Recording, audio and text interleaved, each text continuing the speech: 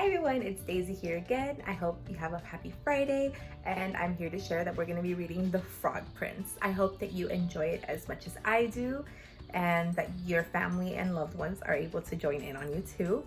So yeah, I just want to wish you a happy weekend. May you stay strong, and then we will continue to get through this together. Today we'll be reading The Frog Prince. Once there was a young princess named Jade who decided to go for a walk in the forest. She brought along her kitten, Minerva, and her favorite toy, a small golden ball.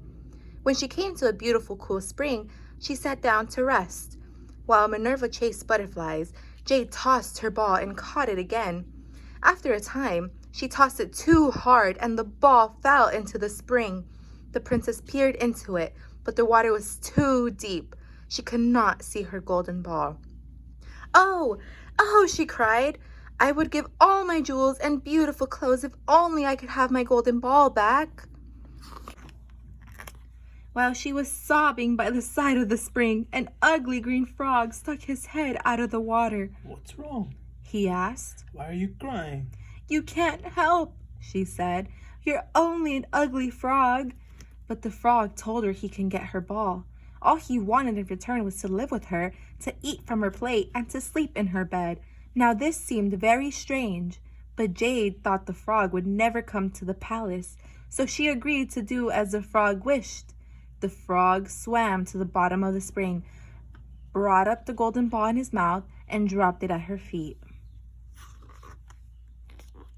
Jade was so happy that she grabbed her golden ball and ran home with Minerva, forgetting all about the frog.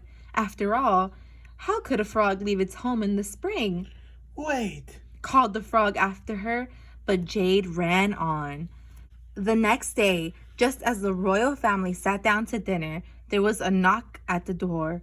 The princess herself answered it. To her amazement, there sat the frog. He began to sing. "Princess, my princess, I pray I'm not late. I'll sleep in your bed and I'll eat from your plate." The princess was so frightened to see him there that she slammed the door and went back to the table. "Who was there?" asked the king. "What a strange little song," remarked the queen. When Jade told them the story, the king shook his head and said, "If you gave your word, you must keep it, Jade."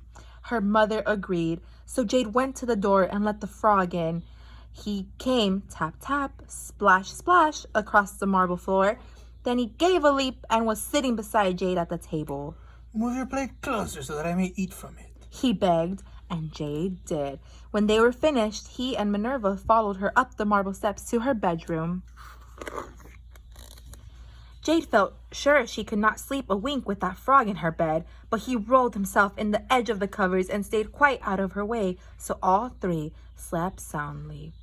When morning came, the frog gave a little bow, hopped down the stairs, and went off toward the forest. Jade hugged Minerva close and breathed a sigh. "That's the end of him," she told Minerva.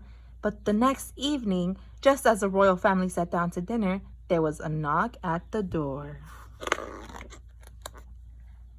Jade opened it, and there was the ugly green frog as before, singing his song again. Before she could say, "Go away!" he had tap, tap, splash, splashed across the floor and leaped onto her chair as before. Minerva hissed and arched her back, but Jade moved her plate closer to the frog. When they were finished, he hopped up the marble stairs behind her and leaped onto her bed. This night, Jade didn't mind the frog so much. After all, he was such a polite frog, and he sang so very nicely. The next morning, the frog returned to the forest. On the third night, he was back again. Jade was starting to wonder if the frog was going to make his home with her. She thought it might not be so very bad. He seemed kind and might make a good friend. Even Minerva didn't mind as much. The frog ate from her plate and climbed into her bed as usual the third night. But before he fell asleep, he sang another song. "You have kept your word, and now at sunrise you will be rewarded with a surprise." The princess wondered about it for a long time before she fell asleep. Whatever could the frog mean? When Jade awoke at sunrise, she was astonished to see the most handsome prince she could ever have imagined. He was standing by her bed, gazing at her. The frog was gone. The prince's name was Roland. He told her he had long ago been enchanted by a wicked fairy. The fairy had changed him into a frog and thrown him into the forest spring. "You will remain as a frog," she had said, "until some princess lets you eat from her plate and sleep in her bed for 3 nights. And so you did. Prince Roland said. Come with me to my father's kingdom and be my wife. I will love you as long as I live. Jade could hardly believe what was happening. "Yes," she said, "I will marry you." They ran downstairs to tell the wonderful news to the king and queen. Jade's parents were amazed to see a strange prince in their house, but Roland explained about the enchantment and the fairy.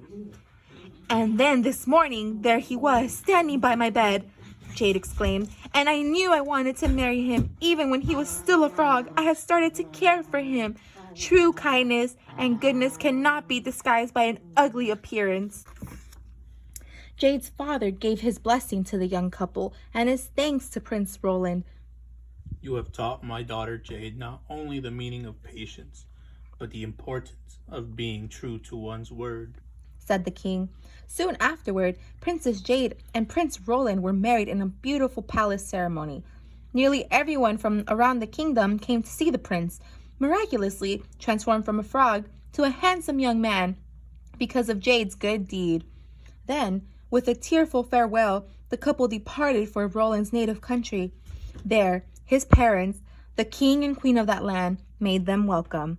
From that day forward, Jade was careful how she treated the small animals of the forest, for she was never exactly sure which one was bewitched and which one was not.